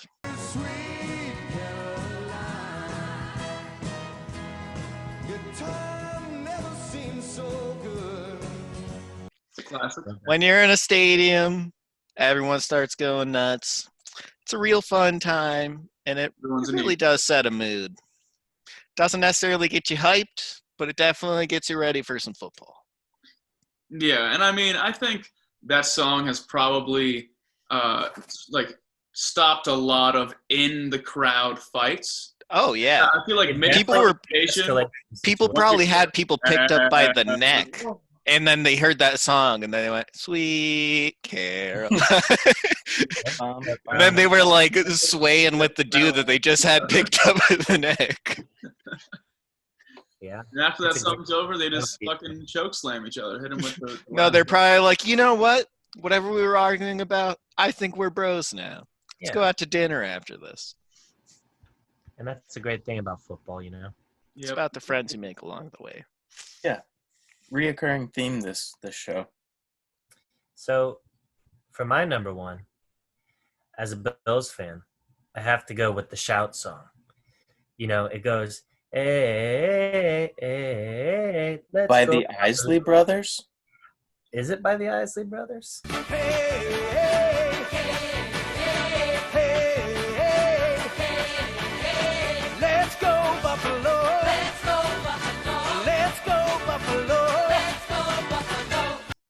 or is it by the Isley Brothers remixed by the Buffalo Bills fan base? Look it up.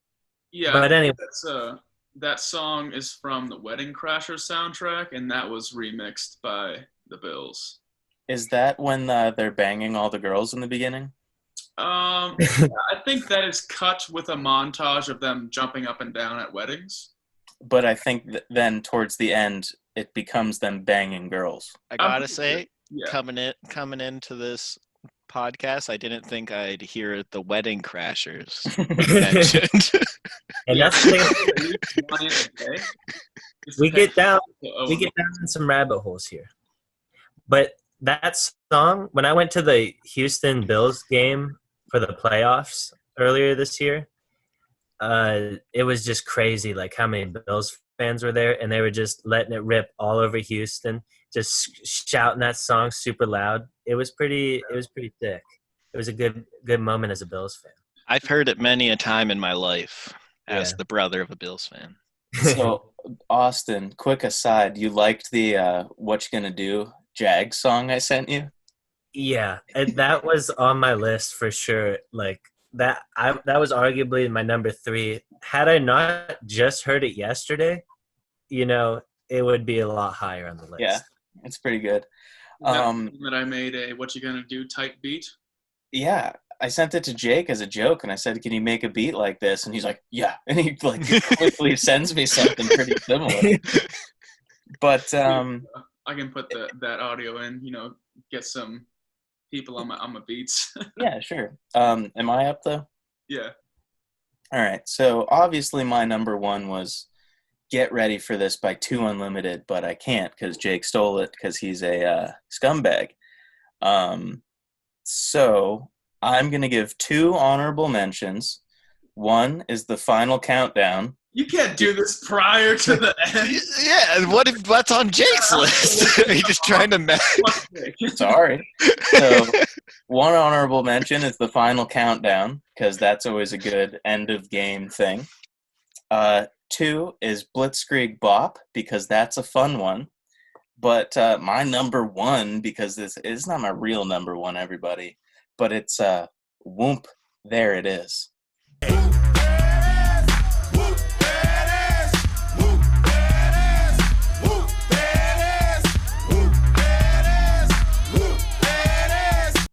Okay. Wow. I feel you. Connor, I was hoping that you would choose "Uh-Oh" by Johnny McGowan because that is the "What You Gonna Do" song. Oh. I guess we're all just in the doesn't matter what Jake thinks, maybe just ruin his pick. So I thought you were gonna go with "Pump Up the Jams." Like pump up the jam, turn it up. Yep, that one. When the A lot of these songs are they're more like basketball songs. Like, well, I think if basketball has really good stadium songs. Yeah, like an NFL game, like pre-rap taking over, they would have been maybe just let Jake go now. Yeah, your turn, buddy. It hasn't been picked, but one of my favorite. When I hear the words "Jock Jams," the first song that pops into my head, and I don't even try, is "Drop a Bomb on Me" by the Gap Band. The Gap Band, classic. That's a classic Skateway song. And then it's like "Drop a bomb on me," baby. What's that noise?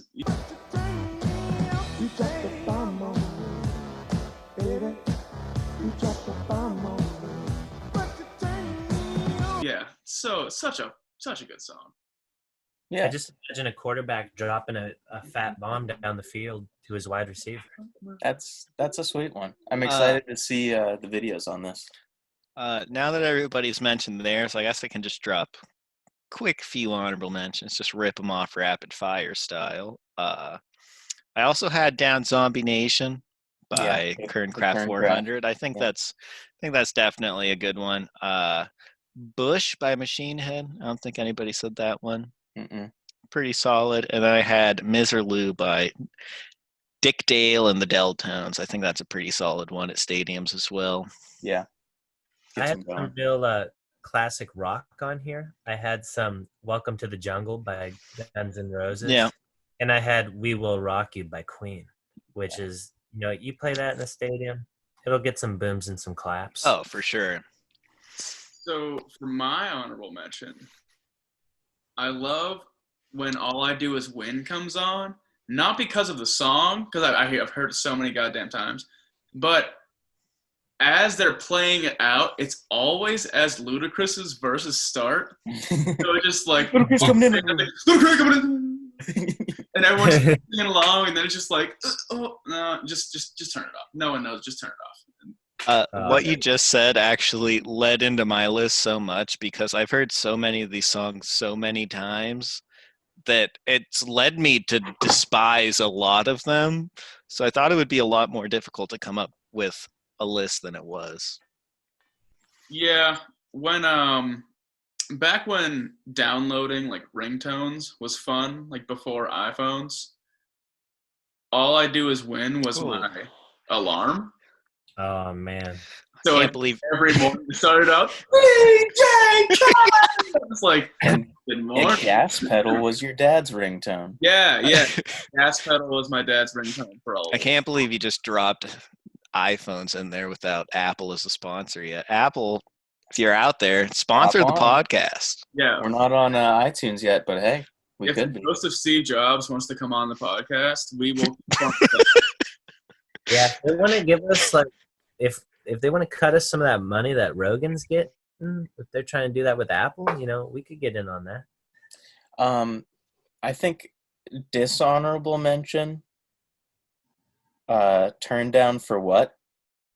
Yeah. Don't like it. It was hot when it was hot, but it's not don't need to be playing it now. I think it flew too close to the sun. Yeah. I'd much rather hear Party Rock Anthem by LMFAO. Oh, me too. That's a good one. At this point, that's a throwback. Yeah. I'm trying to think. I had one more dishonorable mention. Oh, the Macklemore song. Oh, yeah. I know it Can't Hold Us or whatever. Yeah. I knew exactly what one you were talking about. Or whatever that song is. Yeah, I think we're an anti-Macklemore show as well. Pro Ryan Lewis show, anti-Macklemore show. I'd be willing to bet you can't put a clip of that song in the podcast. That's okay. I don't want to. We're going to get in that cloud.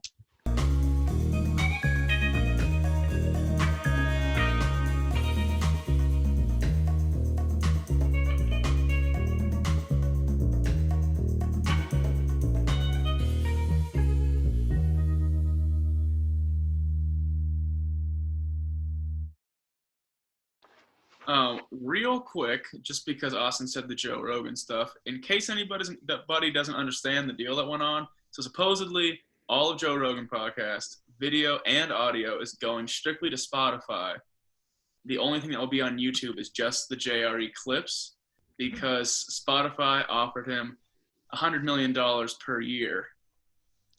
And because he supposedly gets like 109 million subscribers a month or something, or downloads a month. So yeah, he's really rich. So that's a quick blurb on that to update anybody who wasn't following. I actually didn't know that, and I subscribed on YouTube, but I also have Spotify Premium, so I don't really doesn't matter to me. Yeah. Our show is YouTube and Spotify. Reach out to the cast. Yeah, our show is well on the way to getting to that level. Yeah, if it's probably come on the show. I don't think they can say anything yet, but just know stuff's in the works. Once we get out of this lawsuit, we'll be in the clear. Pretty good stuff. But now that we're done with our music, you guys want to talk about some nasties? Absolutely. Let's get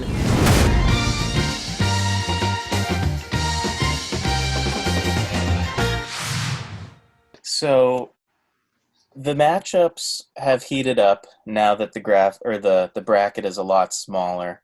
This is the Final Four. No. Sorry. It's not true. It will be the Final Four. I looked at the matchup. My apologies, everyone. It's the Elite Eight, but it's the egg. We're chopping it down to the Final Four. Yes. Yeah.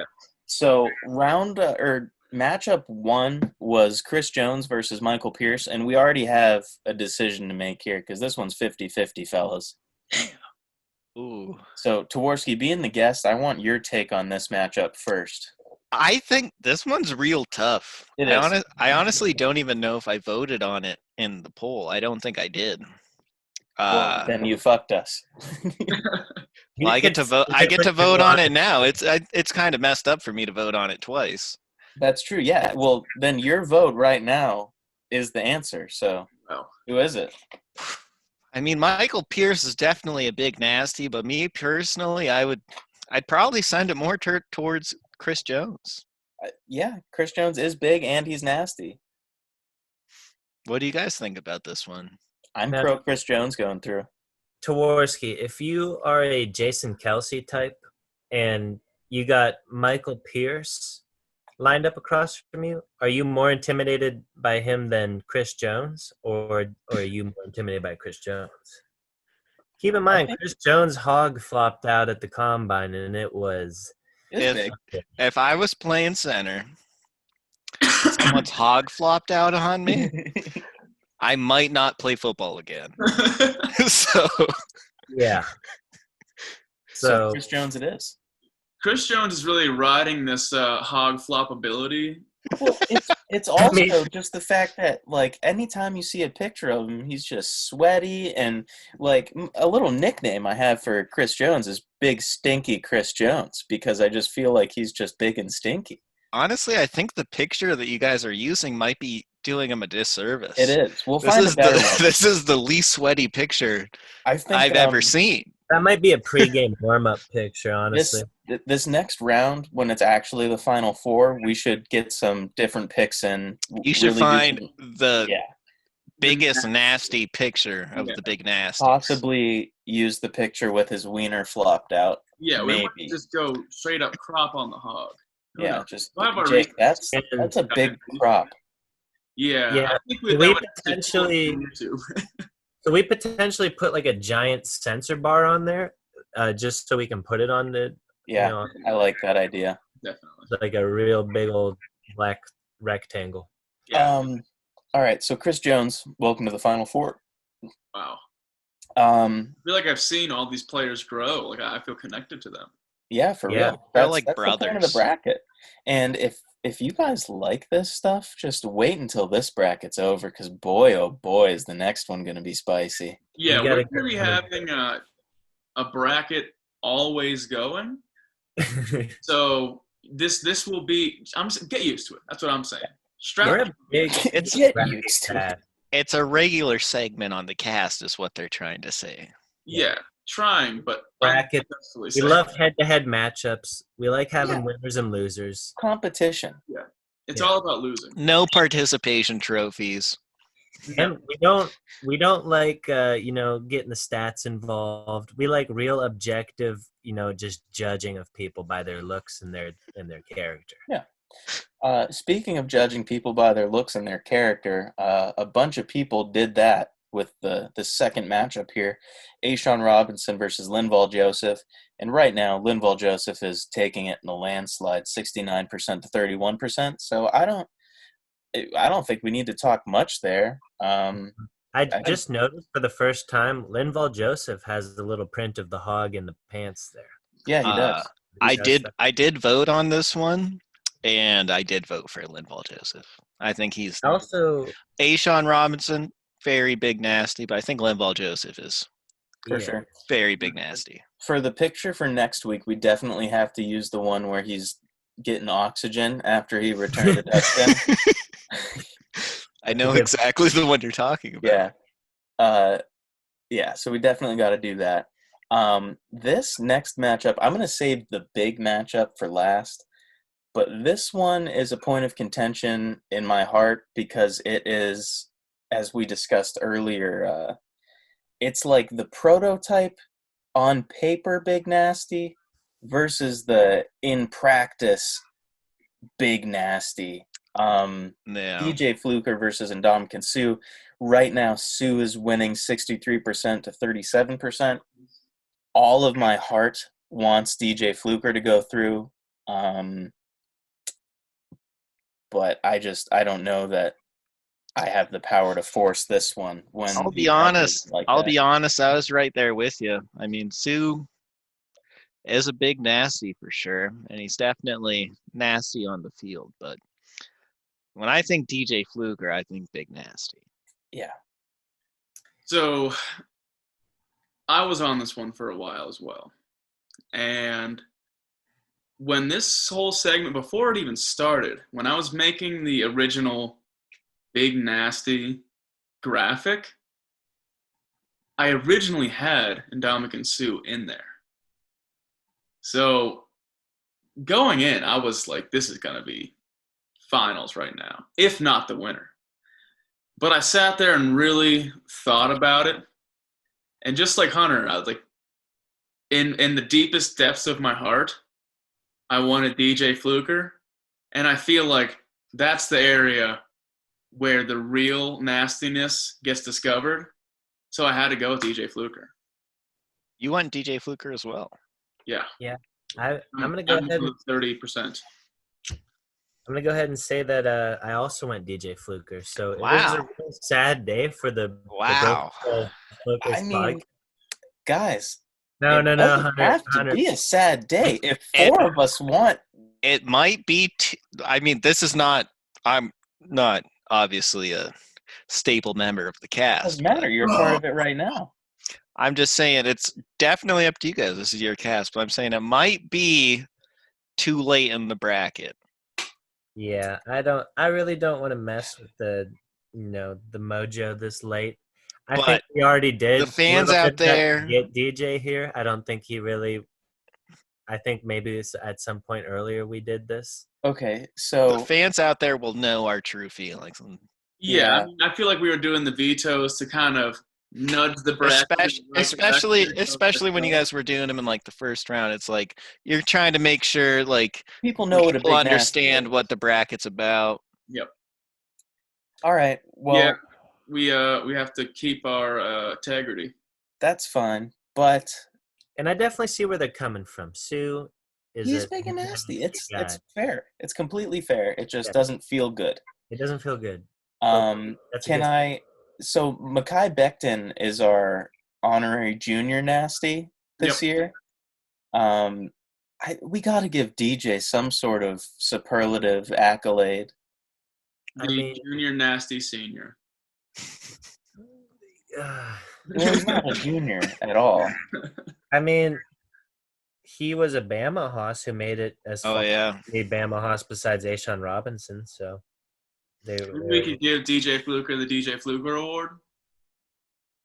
we'll give them the. Can Well, we just give him like a number one in our hearts award? or Yeah, something? you could, because I mean he lost the round, but all four people on this week's cast, Yeah, all were in favor of him. We could give him, Pro Football Focus Certified Big Nasty Hoss Award. Yeah, you could.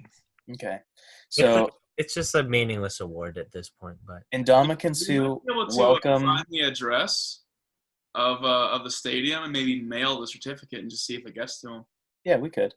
But Ndamukong Suh, welcome to the Final Four. I think I don't think you deserve this one, but DJ Fluker, number one big nasty in our hearts. I will say, might be a little harsh to say he doesn't deserve it. He's definitely a big nasty, but He is, but just who he's going up against. DJ Fluker is that dude. He's a big nasty. So now that's a bit of a goose matchup because obviously DJ Fluker, he's big, fat, and ugly. This next one though that we have to talk about, it's two big, disgusting nasties, like just to the definition of the term. We got Trent Williams versus Trent Brown, and I love the Trents. are any of you guys looking at the numbers right now? Because if you're not, I would like to know your opinions before we talk about the numbers. I didn't look at the numbers, and I will also say this. I only voted on two of them. I voted for Linval Joseph and DJ Fluker. I did not vote on this matchup either. Okay. Yeah, So then, if you had to vote on it, who would you vote for?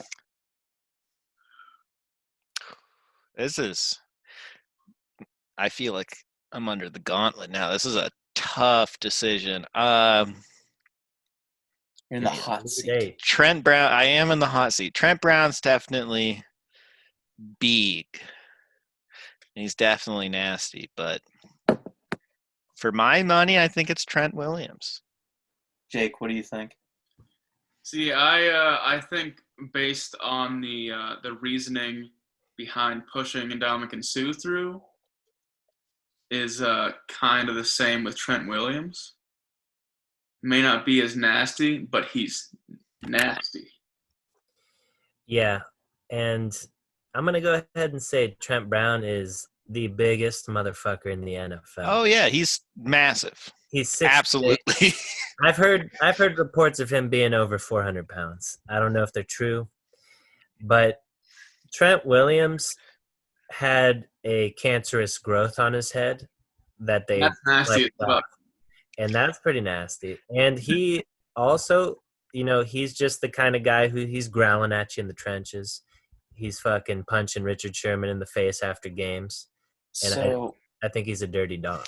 My question is, was Trent Brown the biggest nasty in the whole bracket? yeah, Yeah. Okay. but he might not be the biggest nasty. Yes. He's the largest gross guy. But Yes. You can give him that award for sure. All right. So, would you guys be surprised if I told you the numbers on this one are a landslide? I'm not In surprised which- with anything now. In which direction? So Trent Williams is up 82%. That does seem a little steep. I would, especially for an Elite Eight type bracket. I People wouldn't have wanna said it push- was. People want to push the silverback through. The Silverback must be a fan favorite here at Bro Football Focus. Yeah. I definitely didn't think it would be that steep. Like maybe if he was up like 60 or 65%, maybe, but Yeah, they could have put some respect. 80%, man, that's But- steep.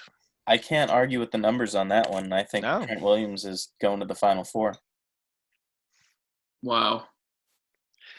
And there Well- you have it. Yeah, there you have it. So it looks like the next week's matchups is Chris Jones versus, we said Linval Joseph one? Inval Joseph Chris Yep. Jones and Linval Joseph. and Ndamukong Suh versus Trent Williams. The Silverback versus Kong Suh. These are. I mean, obviously it's going to be since it's the Final Four, but these are some tough matchups. Definitely going to be some thinkers before voting. I'm glad Yeah. the bracket is panning out to be interesting at the end. Yeah. I just, don't lose too much sleep over this, everyone. But I know it'll be tough. I'll Yeah. lose some sleep for sure. Yeah, You're well, that's sorry because about you're a it. real fan.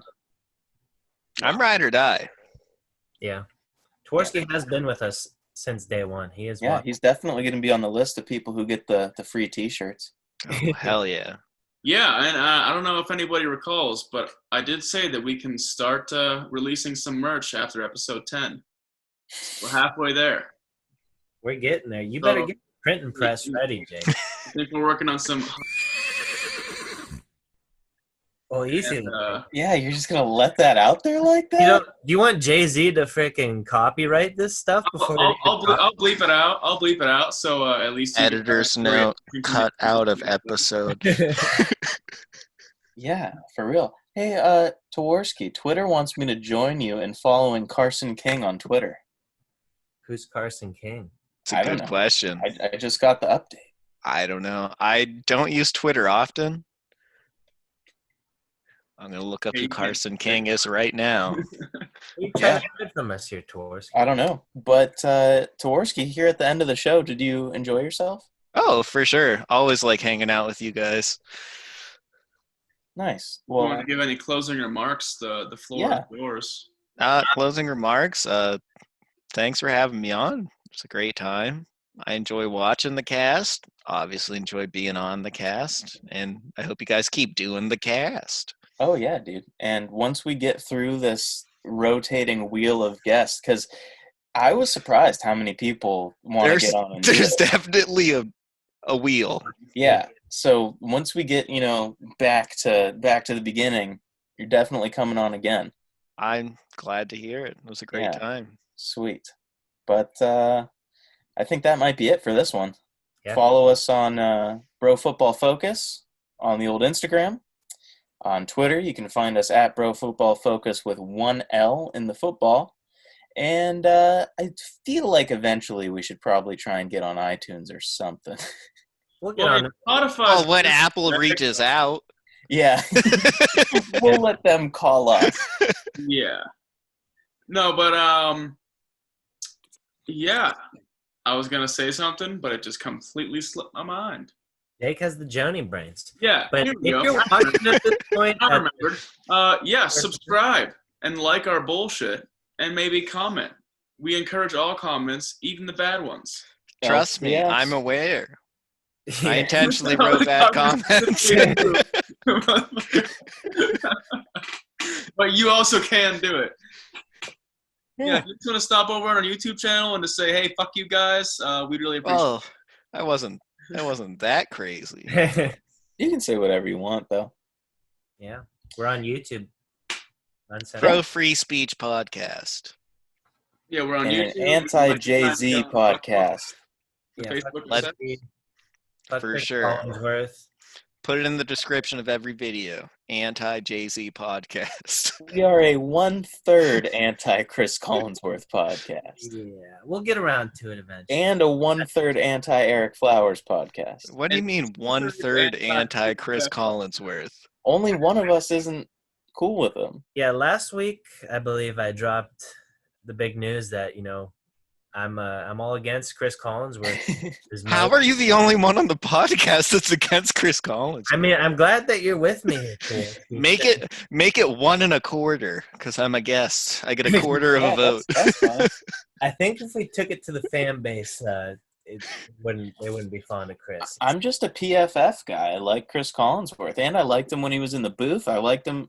He's still in the booth. I like him in the booth, and I like him when he was on Madden. And I mean, we can even tweet out or publish the stat that 1/3 of all guests do not like Chris Collinsworth. Did you ask the other guests? No? Could be. But they didn't say they didn't like Chris Collinsworth, so you can It doesn't assume they matter. do We don't- enjoy them. We don't really check a lot of facts here.